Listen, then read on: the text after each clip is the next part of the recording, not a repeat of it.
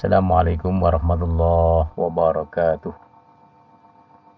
Alhamdulillah, wassalatu wassalamu ala rasulillah wa ala alihi wa sahbihi wa mawalah. La hawla wa la quwata illa billah. Amma ba'd. Anak-anakku sekalian, kelas 9 SMP Pancasila Krian yang dirahmati oleh Allah Subhanahu wa taala dan saya banggakan. Selamat berjumpa kembali di pembelajaran online. Hari ini Pak Agus akan memberikan penjelasan mapel fikih kelas 9. Materinya adalah ketentuan zakat.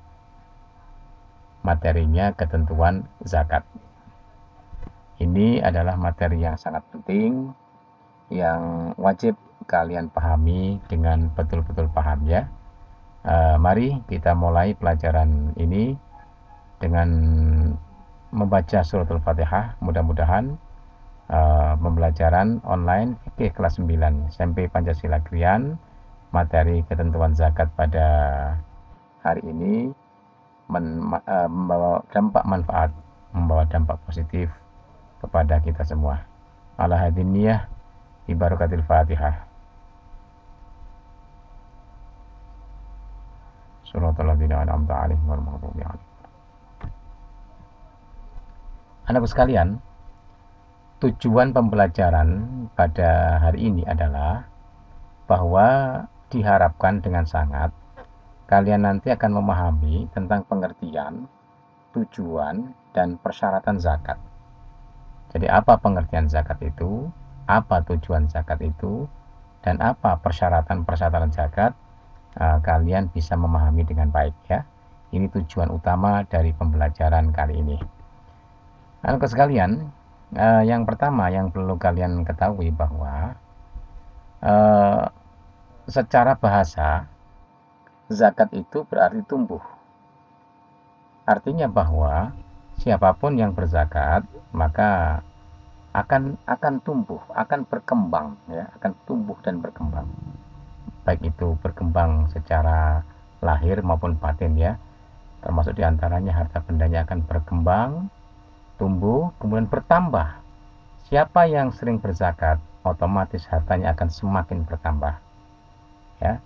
Kemudian berkah, hartanya akan membawa berkah kepada keluarganya, berkah dunia sampai akhirat. Kemudian zakat itu juga diartikan suci, karena zakat itu memang salah satu tujuannya adalah untuk mensucikan harta benda yang kita miliki ini, supaya betul-betul harta ini tidak kecampuran sesuatu yang bukan milik kita. Ya, itu pengertian zakat secara bahasa. Kemudian secara istilah, zakat itu adalah pemberian harta dengan kadar tertentu kepada yang berhak menerimanya. Zakat itu adalah memberikan harta benda yang kita miliki dengan ketentuan kadar tertentu kepada orang-orang yang berhak menerimanya. Itu namanya pengertian zakat secara istilah ya. Ini jelas ya. Baik, lanjut. Kemudian anak sekalian, kita ini diperintahkan oleh Allah untuk berzakat. Itu yang pertama ada di surat An-Nur ayat 56. Itu jelas, surat An-Nur ayat 56. Bismillahirrahmanirrahim. Wa aqimus shalah wa atuz zakah wa ati'ur rasul la'allakum turhamun. Dan dirikanlah salat, tunaikanlah zakat, dan taatlah kepada Rasul, supaya kamu semua diberi rahmat oleh Allah Subhanahu wa ta'ala. Ini. Jadi sana ada dirikanlah sholat, tunaikanlah zakat. Selalu demikian. Masalah sholat selalu beriringan dengan zakat. Kenapa? Karena sholat dan zakat ini satu kesatuan yang tidak bisa terpisahkan. Ya, artinya kedudukan zakat ini sangat amat penting dalam kehidupan beragama. Merupakan salah satu perintah Allah yang selalu berdampingan. Dirikanlah sholat, tunaikanlah zakat. seperti itu ya. Kemudian di surat At-Taubah ayat 103 Allah juga menjelaskan, Bismillahirrahmanirrahim, khudz min amwalihim shadaqatan tutahhiruhum wa tuzakkihim biha wa shalli 'alaihim inna salataka sakanun lahum wallahu sami'un alim.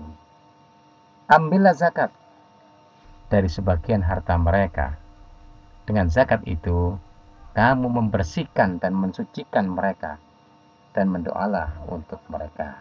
Nah ini ya, terus sekalian, bahwa ini jelas bahwa zakat itu adalah perintah Allah dan hukumnya adalah wajib.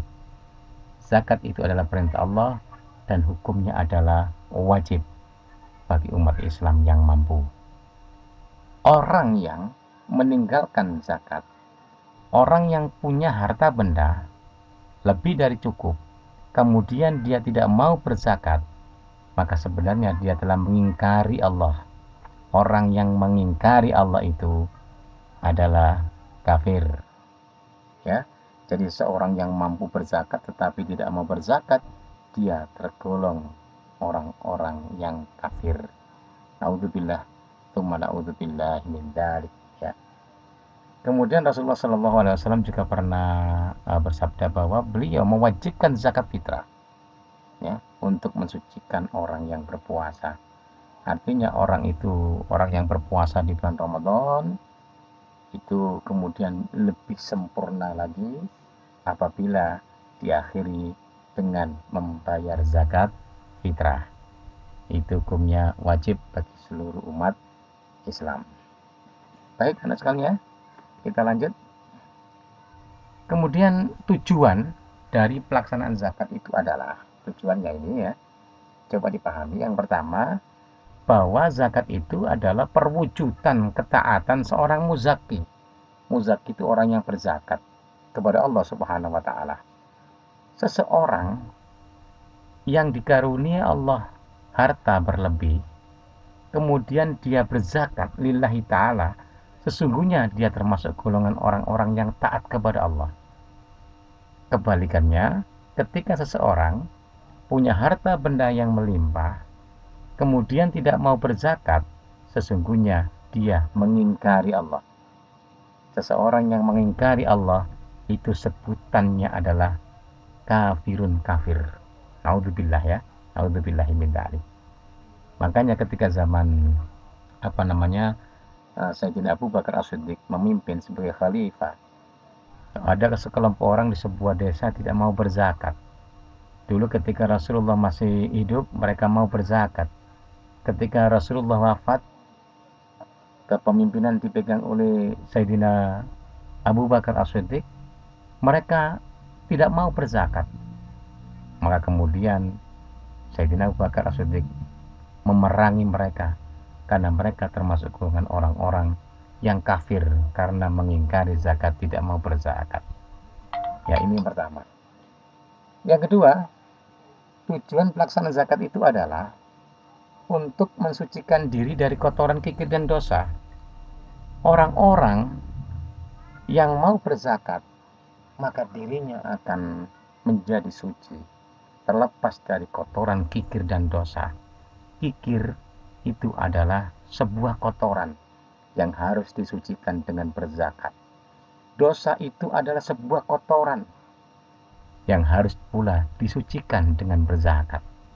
Maka zakat itu bisa mensucikan diri dari kotoran kikir dan kotoran dosa. Ini ya, ini yang kedua. Understand? Lanjut, ketiga. Zakat itu mensucikan dan menyuburkan harta yang dizakati. Artinya zakat itu bisa menyuburkan dan mengembangkan harta yang dizakati. Harta itu sebenarnya Allah berikan kepada kita, itu tidak seluruhnya adalah milik kita. Ketika Allah memberikan nikmat berupa harta benda kepada kita, sesungguhnya itu bukan milik kita secara utuh, tetapi ada bagian-bagian tertentu yang menjadi haknya orang fakir miskin, haknya anak yatim, haknya orang-orang yang membutuhkan, haknya pembangunan masjid, haknya kemaslahatan umat. Jadi harta benda yang kita miliki ini tidak seluruhnya adalah milik kita. Sebagian itu milik orang lain, milik yang lain. Dan itu harus dizakatkan. Apabila tidak dizakatkan, maka harta kita tidak bisa menjadi suci. Harta kita akan tetap kotor. Dan itu harus kita bersihkan dengan berzakat. Ya. Semakin kita zakat, semakin sering kita sedekah, semakin kita berzakat, semakin sering kita berzakat, maka sesungguhnya harta benda kita tidak akan pernah habis, tapi bertambah, bertambah, dan bertambah. Itu janji Allah Subhanahu wa Ta'ala. Understand? Yang keempat ya, tujuan pelaksanaan zakat itu adalah membantu masyarakat yang membutuhkan bantuan karena kekurangan ekonomi. Andaikan orang-orang kaya di negeri ini, di desa kita, semua bersatu padu menyumbangkan harta bendanya, berzakat, menzakati harta bendanya, maka saya yakin masyarakat-masyarakat yang kekurangan secara ekonomi, masyarakat fakir, masyarakat miskin, anak yatim, maka mereka tidak akan pernah sengsara. Mereka tidak akan pernah kelaparan, tapi mereka akan sangat terbantukan oleh zakatnya orang-orang kaya dan orang-orang yang mampu. Tapi sayang seribu sayang, sekian ribu orang yang kaya raya, sekian juta orang yang kaya yang punya keinginan dan punya keinsyafan untuk berzakat, itu hanya sebagian kecil di antara mereka. Nah inilah, kalau misalnya orang-orang kaya di negeri ini mau berzakat, maka negeri ini akan menjadi kuat, orang fakir miskin menjadi tertolong, dan tidak ada kelaparan dan kemiskinan di negeri ini. Sekali lagi, tidak ada kelaparan dan tidak ada kemiskinan di negeri ini apabila orang-orang kaya mau mensedekahkan, mau menzakatkan harta bendanya kepada masyarakat. Ya, ini tujuannya ya. Lanjut. Kemudian sekarang persyaratan mengeluarkan zakat. Anak-anakku sekalian, bahwa seseorang itu wajib zakat apabila dia memenuhi persyaratan-persyaratan mengeluarkan zakat. Apa saja? Yang pertama, Islam. Itu artinya bahwa orang selain Islam tidak wajib mengeluarkan zakat. Ketika kita Islam, maka kita wajib mengeluarkan zakat. Ini yang pertama. Yang kedua, orang merdeka. Mereka itu bukan merdeka, itu artinya bukan budak. Mereka itu adalah orang yang bebas, bukan budak, bukan dalam lingkup perbudakan, tapi mereka adalah orang yang merdeka dan bebas. Ini yang kedua. Yang ketiga, harta tersebut milik dia sepenuhnya. Artinya bahwa harta benda yang dimiliki ini tidak secuil pun kecampuran milik orang lain. Semuanya adalah hak milik dia sepenuhnya secara sah dan meyakinkan. Ya ini. Kalau harta itu masih kecampuran milik orang lain, maka dia tidak berhak atau tidak wajib untuk berzakat. Yang keempat, orang yang berzakat itu harus sudah baligh dan sudah berakal. Anak kecil yang belum baligh tidak wajib zakat.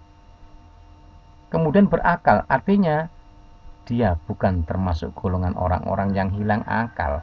Orang-orang yang, mohon maaf, gila. Nah, orang gila, orang yang tidak berakal, maka dia tidak wajib mengeluarkan zakat. Karena yang wajib mengeluarkan zakat itu adalah orang yang berakal.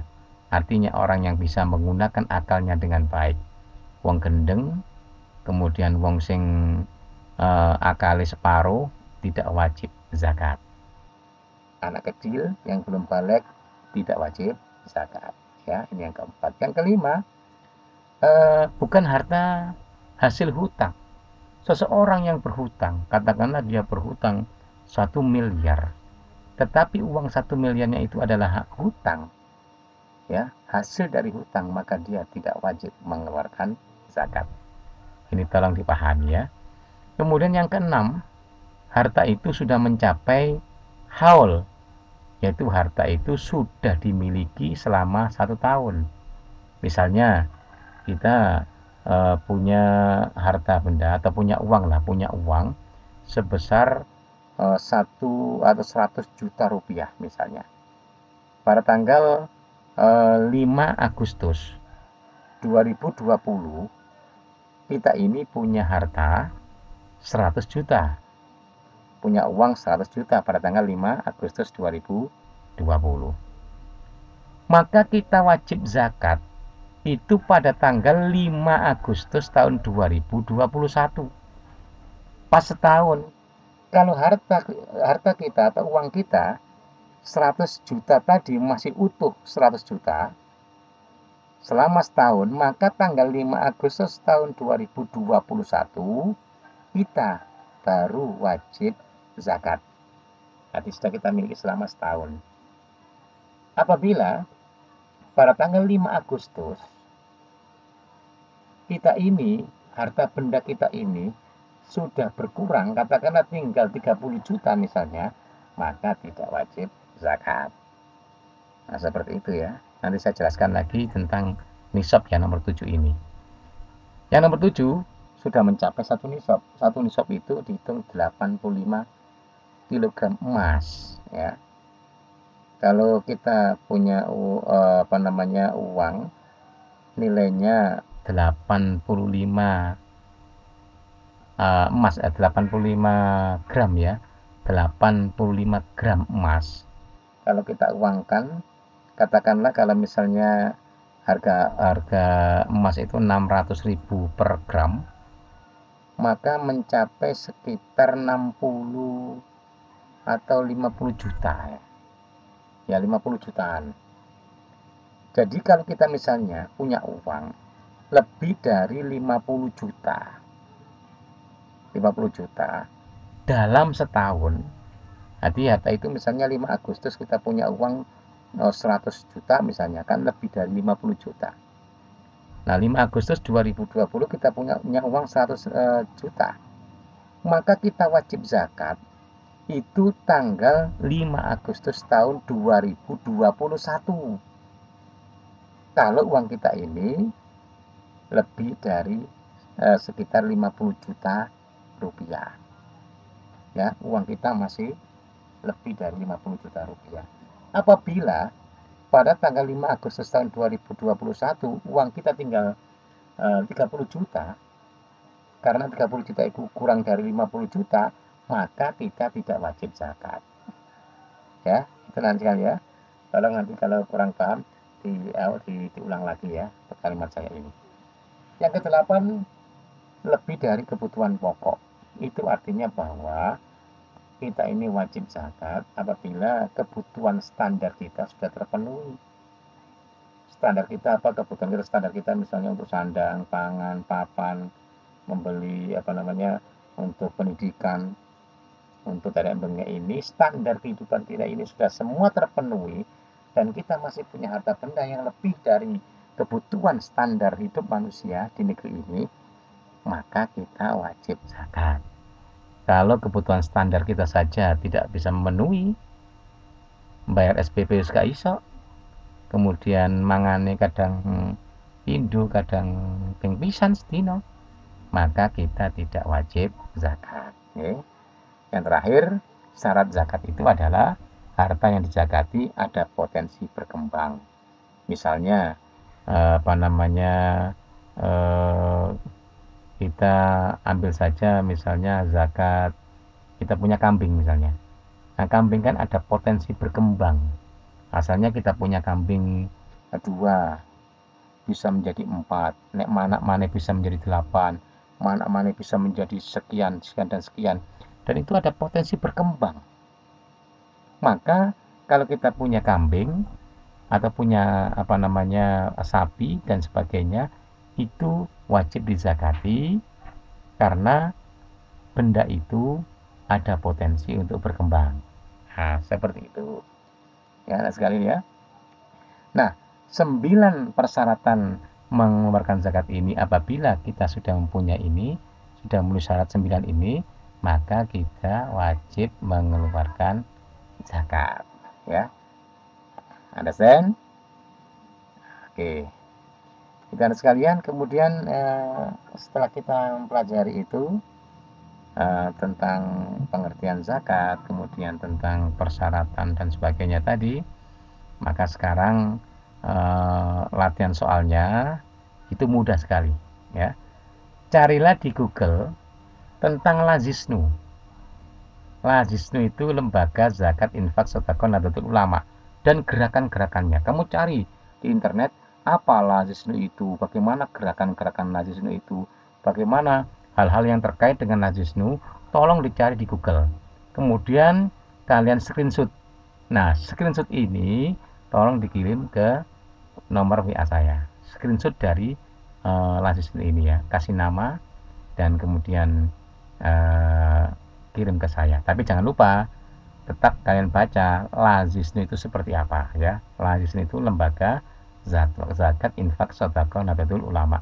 Kenapa saya beri tugas semacam ini supaya kalian mengenal lebih dalam tentang Lazisnu dan gerakan-gerakannya. Saya kira seperti itu anak sekalian ya. Tetap semangat ya. Tetap pakai masker ketika keluar rumah, jaga jarak, jangan bergerombol, cuci tangan setelah memegang sesuatu yang diduga ada virusnya, kemudian jaga imun, daya tahan tubuh, paling tidak istirahat teratur, makan teratur, dan olahraga teratur. Tapi jangan lupa selalu bergembira, karena gembira itu memperkuat daya tahan tubuh kita. Ya, saya kira itu. Sampai jumpa lagi di pelajaran yang akan datang. Mudah-mudahan pelajaran kali ini manfaat fid dunya wad dunya wal akhirah. Amin amin ya rabbal alamin. Demikian wallahul muwaffiq ila aqwamit thoriq. Assalamualaikum warahmatullahi wabarakatuh.